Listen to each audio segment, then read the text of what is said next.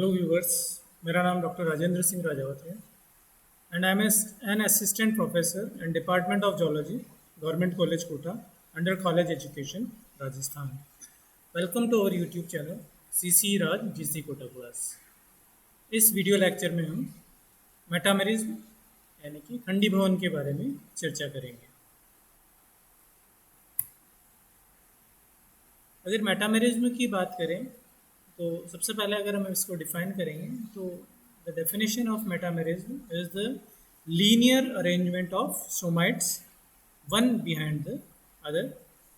यानी कि सोमाइट्स यानी कि जो शरीर के जो खंड होते हैं उनका एक रेखीय क्रम में व्यवस्थित होना, एक के पीछे एक, यानी कि linear arrangement of somites one behind the other, जैसा हम डायग्राम में देख सकते हैं कि जंतुओं में शरीर में खंड एक के पीछे एक व्यवस्थित होते हैं और सभी खंड लगभग एक जैसे होते हैं, इसीलिए इनको हम सोमाइट्स कहते हैं।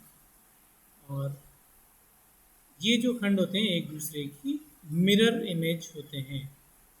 तो यहाँ पर ये फायर वर्म का डायग्राम है जो कि एक मराइन वर्म है और सेगमेंटेड बॉडी प्लान को ये दर्शाता है, जो कि ये जो फायर वर्म है एक एनिलिडा का प्राणी है।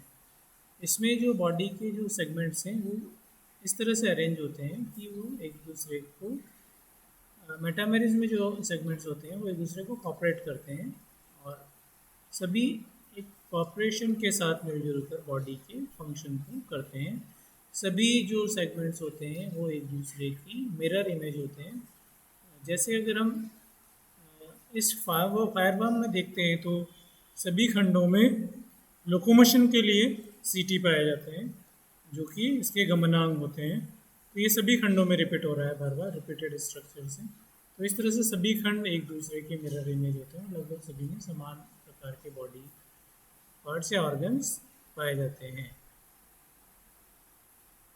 इसी प्रकार अगर हम, जैसे हमने केंचुए के बारे में पढ़ा है, अर्थवर्म के बारे में पढ़ा है जिसे हम फेरेटिमा पोस्टुमा कहते हैं, तो उसमें जितने भी खंड होते हैं ज़्यादातर खंडों में जैसे एक्सक्रीटरी ऑर्गन्स नेफ्रिडिया पाए जाते हैं। रिप्रोडक्टिव ऑर्गन्स कई खंडों में रिपीट होते हैं एक के बाद स्ट्रक्चर, और इसी तरह से जो दूसरे ऑर्गन्स होते हैं वो भी एक के बाद एक सभी खंडों में रिपीट होते हैं। तो इस तरह की स्ट्रक्चर्स जब होती हैं जो रिपीटेड होती हैं एक के बाद एक, तो वो जो शरीर होता है वो खंडी भवन को रिप्रेजेंट करता है, जिसे हम मेटामेरिज्म कहते हैं या विखंडन कहते हैं। और खंडी भवन में जो सेगमेंटेशन होता है वो, यानी कि जो डिवीज़न होता है वो एक्टोडर्म के साथ साथ मीजोडर्म तक होता है। तो एक्टोडर्म डिवाइड होती है और साथ में मीजोडर्म भी जब डिवाइड होती है तो उसे हम ट्रू मेटामेरिज्म यानी कि खंडी भवन, वास्तविक खंडी भवन हम कहते हैं, जैसा यहाँ पर इस फायरवॉर्म में देखने को मिलता है। और हमने अर्थवर्म के बारे में पढ़ा है, लीच के बारे में पढ़ा है। तो इन सब जो एनिलिडा के प्राणी हैं उनमें वास्तविक खंडी भवन पाया जाता है। इसके अलावा अगर हम बात करें तो कई और एनिलिडा के बाद के जो संघ है, जैसे आर्थ्रोपोडा, मोलस्का, एकाइनोडर्मिटा, कॉर्डेटा, इन सब में भी शरीर खंडों में बटा हुआ होता है और इनमें मीजोडर्म का भी विखंडन होता है एक्टोडर्म के साथ साथ। यानी कि इन सब जो संघ हैं उच्चतर प्राणियों के, इन सब में विखंडी भवन यानी कि मेटामेरिज्म पाया जाता है। जैसा अगर हम यहाँ पर देखें कि सेगमेंटेशन जो होता है वो यहाँ पर स्कॉर्पियन यानी कि जो कि एक आर्थ्रोपोडा का जो मेंबर है, अरेक्निडा के अंतर्गत आता है, इसमें भी सेगमेंट्स पाए जाते हैं बॉडी में, जिसमें एब्डोमिनल सेगमेंट्स यहाँ पर दर्शाए गए हैं और उसमें डाइजेशन और रिप्रोडक्शन के लिए ऑर्गन्स पाए जाते हैं।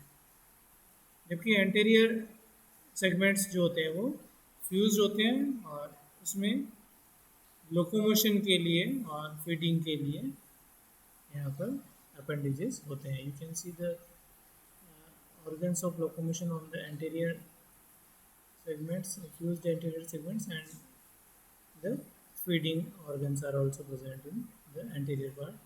But in the abdominal segment, there are organs for digestion and reproduction, and in the anterior part, there are organs for locomotion and feeding.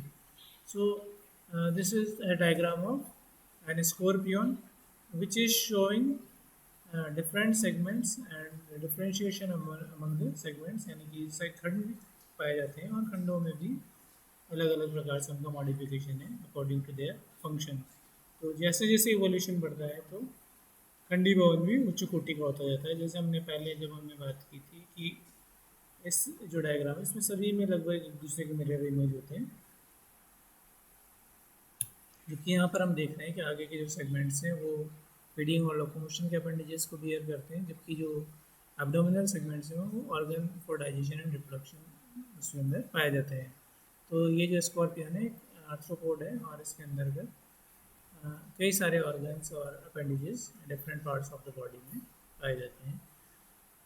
अगर हम बात करें खंडी भवन की, तो खंडी भवन कई और उच्च कोटि के प्राणियों में, जैसे हम बात करें कि हम हेमिकोडाटा के बारे में अगर बात करें तो बैलेनोग्लोसिस में भी हम देखते हैं कि प्रोबोसिस कॉलर और ट्रंक में उसकी बॉडी डिवाइड होती है, यानी कि 3 भागों में उसका शरीर खंडित होता है। इसी प्रकार अगर हम बात करें तो ह्यूमन की अगर बात करें तो उसमें भी खंडी भवन पाया जाता है ह्यूमन बॉडी में। जैसे हमारी बॉडी में जो मैमल्स होते हैं उनमें डायफ्राम होता है, जो कि हमारी बॉडी को 2 पार्ट्स में, कैविटीज़ को 2 पार्ट्स में डिवाइड करता है, anterior thoracic cavity and posterior abdominal cavity. Thoracic cavity के अंतर्गत हमारे लंग्स और हार्ट इंटरनल ऑर्गन्स होते हैं, जबकि एब्डोमिनल कैविटी में कई सारे और इंटरनल ऑर्गन्स होते हैं, जैसे कि स्टमक, इंटेस्टाइन, लीवर, कई सारे ऑर्गन्स हमारी एब्डोमिनल कैविटी में पाए। तो हमारे अंदर भी शरीर सिर और धड़ में बटा हुआ होता है, और जो बॉडी कैविटी होती है वो thoracic cavity and abdominal cavity में डिवाइडेड होती है। तो इस प्रकार जो खंडी भवन पाया जाता है वो शरीर को वास्तविक रूप से खंडों में बांटता है, जबकि इसके विपरीत जो सूडो मेटामेरिज्म होता है, जिसे हम फॉल्स मेटामेरिज्म भी यहाँ पर हम कह सकते हैं, यानी कि आभासी विखंडन जिसको कह सकते हैं, टूट विखंडन जिसको हम कह सकते हैं। और आभासी विखंडन जब होता है तो जैसा कि प्लेटिहेल्मिन्थेस में पाया जाता है कि इनमें एक्टोडर्म तो डिवाइड होती है, इसलिए बाहर से प्राणी ऐसा दिखाई देता है कि वो डिवाइडेड है, यानी कि उसमें खंड है, जैसा कि हमने सबने पिताक्रमी को देखा है, ऐसा दिखाई देता है इसमें सेगमेंट्स हों, लेकिन वो सिर्फ बाहरी सतह पर नजर आते हैं, अंदर की ओर उसकी बॉडी डिवाइडेड नहीं होती, यानी कि उसमें मिजोडर्म तक जो है डिवीज़न नहीं पहुंचता है। जो लेयर होती है वो सिर्फ एक्टोडर्म डिवाइडेड होती है, मिजोडर्म डिवाइडेड नहीं होती है। तो इस प्रकार सूडोमेटामेरिज्म अगर पाया जाता है तो प्लेटिहेल्मिन्थेस में पाया जाता है, क्योंकि वास्तविक ये जो खंडी भवन है जिसे हम मेटामेरिज्म कहते हैं वो एनेलिडा और उसके हायर एनिमल्स में पाया जाता है। तो इस प्रकार जब हम खंडी भवन की बात करते हैं तो इसमें सोमाइट्स, जिन्हें हम जो शरीर के खंड होते हैं उनको हम बोलते हैं, और जो सभी सोमाइट्स होते हैं सामान्यतः एक दूसरे के मिरर इमेज होते हैं, जैसे हम एनेलिडा में देखते हैं।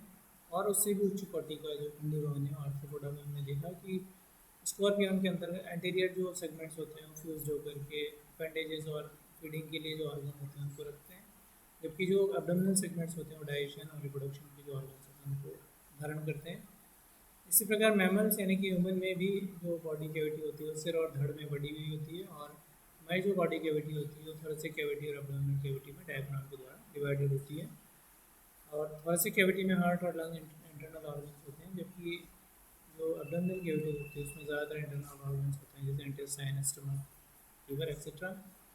हेमिकोडाटा में भी शरीर 3 भागों में बटा हुआ हम जो पढ़ते हैं, that is proboscis, collar and trunk. So the metamerism is present in higher animals from annelida to other higher phylums। और इस वीडियो लेक्चर को तैयार करने के लिए हमने life science of biology book को एज ए रेफरेंस काम में लिया है, और अगले वीडियो में हम जो क्लासिफिकेशन जो एनिमल्स का होता है उसके नेक्स्ट जो बेसिस है क्लासिफिकेशन, यानी कि levels of structural organisation in animals के बारे में चर्चा करेंगे, जिसमें हम cellular level, tissue level, organ level and organ system level के बारे में चर्चा करेंगे। Hope you have enjoyed this video. Thank you very much for watching the video।